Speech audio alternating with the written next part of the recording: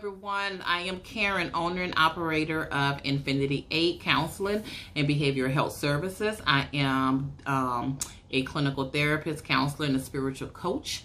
I'm tuning in, y'all, because I know that we are now in the holiday season.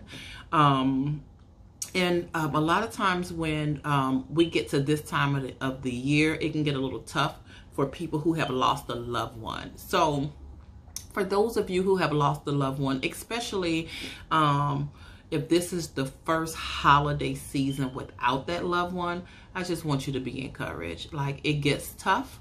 The first year is usually the toughest because you're experiencing a lot of firsts now. The first birthday, the first Mother's Day, Father's Day, the first holiday. Those are normally the tough times. And so sometimes you can feel very isolated because, especially if it's someone that died 3 months ago or 6 months ago, people think that you should be over it. And so unfortunately, our loved ones and our family members doesn't realize how grief works. And so after the funeral, after everything is over, that's when the grief normally start, or when it really gets a little heavy, when everything is over, because you really don't have anything to distract you. You're not running back and forth to the funeral home. You're not, figuring out what you're gonna wear, what they're gonna wear. You're not bombarded by a bunch of phone calls and visits and people cooking for you and dropping off food. You're not bombarded by those things. So after the funeral, when everything dies down, that's when you really begin to feel the pain of losing that loved one. And so I want to encourage you, and just to tell you that there is no time limit on grief. There's no time limit on grief. No one can tell you when you should be over it or when you should stop grieving. You have to, in order to grieve, you have to allow yourself to feel the pain and the emotions associated with it.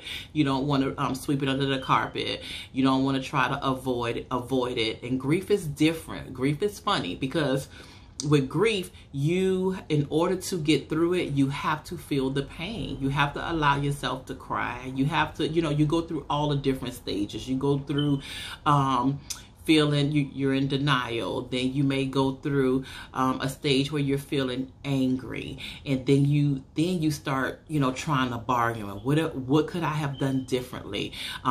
What if I would have made her go to the doctor more, or then you start feeling guilty, maybe I should have spent more time with them more. All of those things, all of those emotions just start playing in your head over and over and over again. And then you get angry. You may have feelings of anger, I'm sorry I said that, but just to go into details about that, why did this happen? Look at all these other people, who don't take care of their bodies, and I lost my loved one, so you may have those feelings of anger. Then you feel depressed. You don't want to get out of the bed sometimes. It's like, I don't want to get out of the bed. I'm sad. I'm crying, right? And then you get to the stage of acceptance. The thing that's really strange about grief and going through the grief process is not a check-off list. You don't say, okay, I was in denial, check, I'm over that now. Now I'm feeling angry, check, I'm over that now. Grief doesn't work like that. Grief is one day you feeling depressed. The next day you're angry. Another day it's like, no, I can't believe they're gone. Then you may have another day where I'm good. It is what it is. They're gone on. They're going to be with the Lord. And then you can be in the kitchen cooking and fall out, crying. That's how grief operates. And so you have to allow yourself to go through those different stages, right? And so during this time, a lot of people really start experiencing depression, because this is the season where you have family members and loved ones, that get together, and people are cooking and people are traveling and there's holiday parties and all of those things. And then your loved one is not there with you. Your loved one is not there. And so that could trigger feelings of depression during this holiday season. And so, first of all, I want you to have compassion for yourself.